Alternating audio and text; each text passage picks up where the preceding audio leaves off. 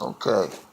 Yeah, I'm going back over the video. I was talking about this is Eric Edwards, my story part 9, and I was talking about finna get ready to talk about Freddie and his fellas on the railroad tracks, but I'm getting ahead of myself on that too. So I'm gonna backtrack a little bit and talk about like I said, the time when I was around 12. This was probably the most busiest time of my youth, and between the ages of 12 and 15, man, it was just a lot of stuff going on. And uh, Mama used to send me over across the tracks to pick her up. I used to run all kind of errands, but this one particular errand, she used to send me over to a place called Scotia's. Scotia's had a restaurant. It was right over across the tracks there, around close to Trinity and Pickett, somewhere around in there. I think it was on Trinity. And my Uncle Jewel stayed right next door to the building. So whenever I got to go over there, I would always stop and holler at my Uncle Jewel.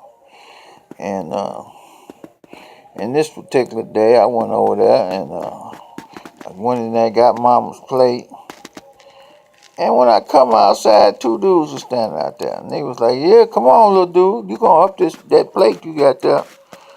And yeah, it was two of them. And I was like, "Man," I set that plate down. I said, "Y'all gonna have to take this plate, 'cause I ain't finna give you shit."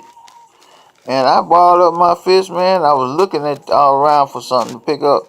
And anyway, they was laughing. And it was like, "Man, this dude serious, man. He gonna fight you for that plate." And I was like, "You sure damn right. I'd rather fight them than fight my mama than go home without that plate."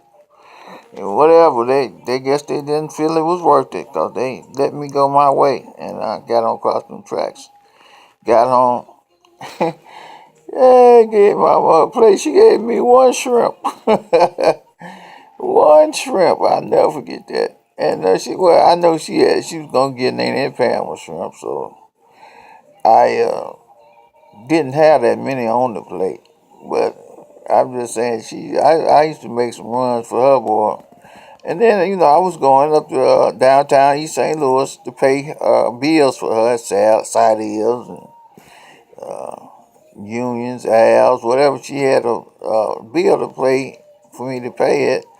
I would, she would have that money in an envelope, and I would go. Sometimes get my cousin Norris to go with me up there, and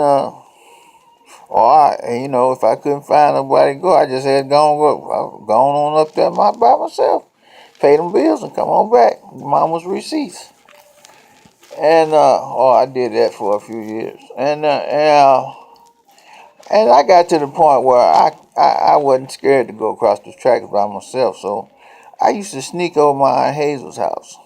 And my Aunt Hazel, she stayed across State Street, and that was quite a distance from Rush City. And so when I would start knocking on her door, oh, she would say, "Boy, what the hell is you doing over here? Who brought you over here?" I said, "I walked over here, Auntie."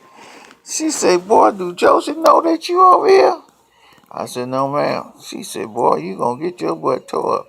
And I didn't care, because I wanted to see my Aunt Hazel. And then she would sit me down and fix me a sandwich. And oh man, I just love that woman, man. I just loved her. There was something about her. And then he had another sister, Aunt Mary. Now Aunt Mary wasn't like Aunt Hazel. She was a big woman, but she did used to take me and Nene and Pam on her little Elks thing. Wherever the Elks had picnics or functions at the on the Admiral. That's how I got to know about the Admiral, because Aunt Mary used to take me and Shasta and them with her on that when the Elks would have their little things on that Admiral, and then the Admiral was an excursion ship that would go down the Mississippi River all the way to the bridge down there, the Jefferson Bragg Bridge, and turn around and come back. And then by that time, I don't know how many times it did that, a day, but uh, we every time we went, it took up most of the day. Usually in the morning, and it took up most of the day. And anyway, it was fun, and so uh, me and my cousin Norris, we used to hustle. We used to, oh man, we did all kind of stuff to hustle up money so we could go on that boat. Cause we just was in love with that. They had different decks on that album, and they had a deck where everybody danced on, and then they had the upper deck.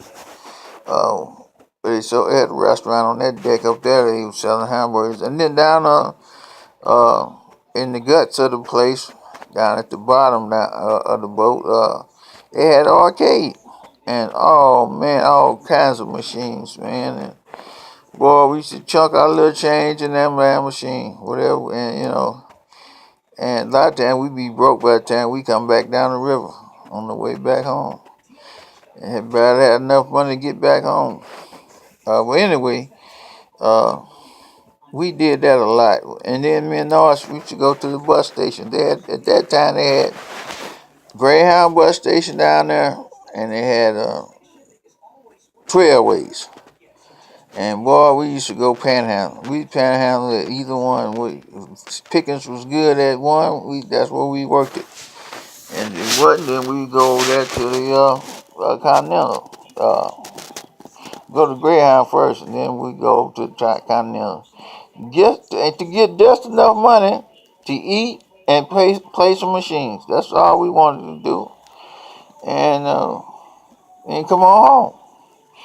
And we did that a lot. And then occasionally we would go to a movie. They had a movie theater down there on Washington. I think it was called the Lowe's. And we learned about that from riding on the back of Bill Jackson's truck. Bill Jackson had a confectionery on Cook Street, little store. I used to love going to Jack's store because he had so much stuff in there. He just had all kind of shit in there. And stuff hanging off the ceiling from down the ceiling and stuff in a little glass display case. And it was just a lot of stuff. Sometimes I would just go in there just talk to the old man.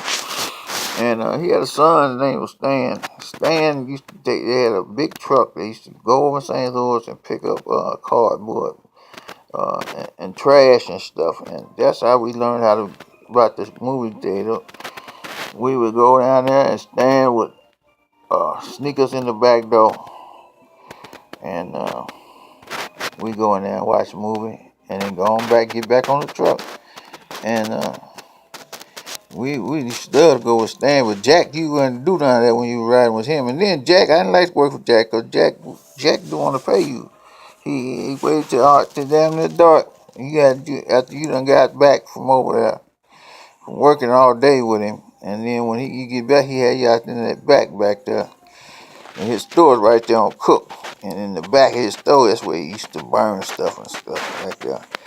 And that man used to have you sitting out there waiting on your money, boy. I'm like, yeah. And then when he paid you, it wasn't even worth the wait. And so I didn't like to go work for him. But his son Stan, yeah, that was worth it. And so we were